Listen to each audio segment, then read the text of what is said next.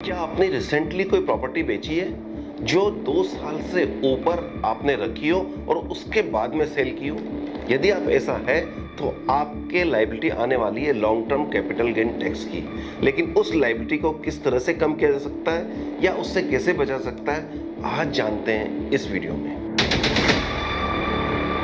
जब भी आप कोई प्रॉपर्टी परचेज करते हैं तो उसमें जो भी परचेज कॉस्ट होती है उसमें रजिस्ट्री का खर्चा, ब्रोकरेज का खर्चा और कोई इस प्रॉपर्टी में यदि आपने कंस्ट्रक्शन कराया हो, वो सारी चीजें जोड़कर आपकी टोटल कॉस्ट निकलती है। और उस प्रॉपर्टी को जब आप बेचते हैं तो उस टोटल कॉस्ट में से सेल प्राइस लेस होके आपको नेट गेन आता है। लेकिन यहाँ एक ट्विस्ट है, यदि प्रॉपर्टी लॉन्ग टर्म है यानी कि 2 साल से ज्यादा आपने होल्ड की है तो इंडेक्सेशन बेनिफिट मिलता है। ये इंडेक्सेशन बेनिफिट क्या होता है कि जब आप प्रॉपर्टी परचेज करते हैं उस समय के इन्फ्लेशन से कंपैरिजन में आज उसकी परचेज वैल्यू कितनी हो गई, यानी कि इन 3 4 5 7 जो भी साल आपने प्रॉपर्टी रखी हो उस समय उसका होल्डिंग पीरियड जो रहा उस ड्यूरेशन में जो हो इन्फ्लेशन हुआ है, उस इन्फ्लेशन के अकॉर्डिंग आपकी परचेज कॉस्ट बढ़ा दी जाती है। और यदि ये परचेज कॉस्ट बढ़ाने के बाद में जो आपकी सेल्स प्राइस हुई और उसमें जो गेन हुआ, उस गेन का डिफरेंस ही प्रॉफिट माना जाता है जिस पर आपको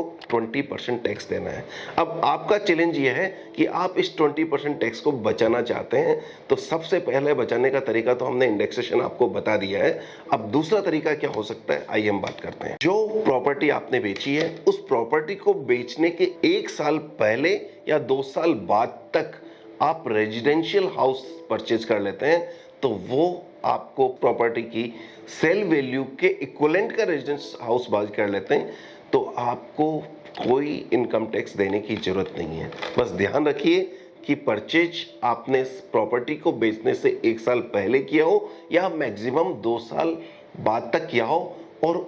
परचेज अमाउंट पूरा पेमेंट आपने अपनी पॉकेट से किया हो, फाइनेंस नहीं कराया हो, यानी कि आपने वो पूरा परचेज अमाउंट इस प्रॉपर्टी की सेल कंसीडरेशन से पे किया। लेकिन यदि आप उस पैसे को अपने एग्जिस्टिंग मकान में नया कंस्ट्रक्शन कराने में लगा रहे हैं तो आपके पास 3 साल का समय है। आप नया मकान या रिनोवेशन 3 साल के अंदर करा सकते हैं यदि सेल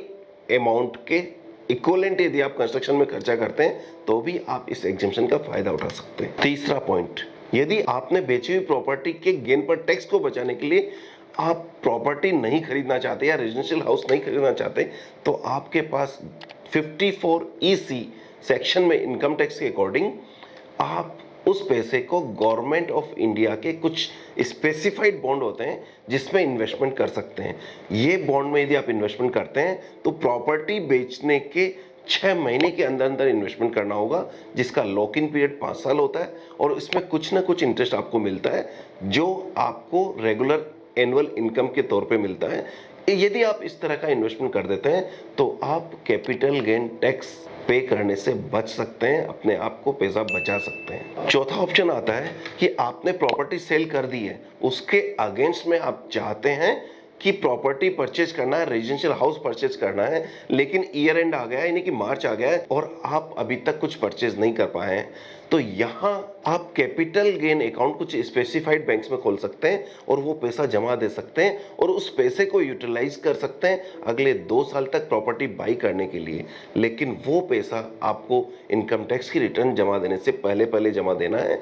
जहां आपको कुछ इंटरेस्ट भी मिलेगा। लेकिन इंपॉर्टेंट बात यह है, आप प्रॉपर्टी परचेज करना चाहते हैं, रेजिडेंशियल हाउस परचेज करना चाहते हैं, लेकिन रिटर्न भरने तक आप रेजिडेंशियल हाउस परचेज नहीं कर सके हैं तो वो पैसा वहां जमा देकर आप गवर्नमेंट ऑफ इंडिया को, इनकम टैक्स डिपार्टमेंट को कह सकते हैं कि यह पैसा मैंने रखा हुआ है और इस पैसे से मैं प्रॉपर्टी परचेज करने वाला हूं, जैसे ही परचेज कर लूंगा इस पैसे को यूज कर लूंगा, तब तक के लिए आपके पास सेफ पड़ा है। इस तरह से भी आप चाहें तो टैक्स से बच सकते हैं। अब यहाँ एक क्वेश्चन आता है कि हमने जब भी बात की कि प्रॉपर्टी परचेज करने की यानी कि रेजिडेंशियल हाउस परचेज करके ही आपको ये एग्जेम्पशन मिलता है, लेकिन क्या आपने कभी कॉमर्शियल प्रॉपर्टी बेची हो, इंडस्ट्रियल प्रॉपर्टी बेची हो, रेजिडेंशियल बेची हो या और कोई भी प्रॉपर्टी बेची हो, क्या इनमें से कोई भी प्रॉपर्टी बेचकर यदि हमें उसके एवज में नई प्रॉपर्टी परचेज करनी है, तो एक बात हमेशा ध्यान रखिएगा कि आपको सिर्फ और सिर्फ रेजिडेंशियल हाउस परचेज करके ही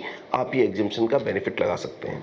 आपको ये वीडियो कैसा लगा? यदि इंफॉर्मेटिव लगा हो तो इस वीडियो को और इस चैनल को अपने दोस्तों के साथ शेयर कीजिए और इस वीडियो को लाइक जरूर कीजिएगा। All the best and happy investing.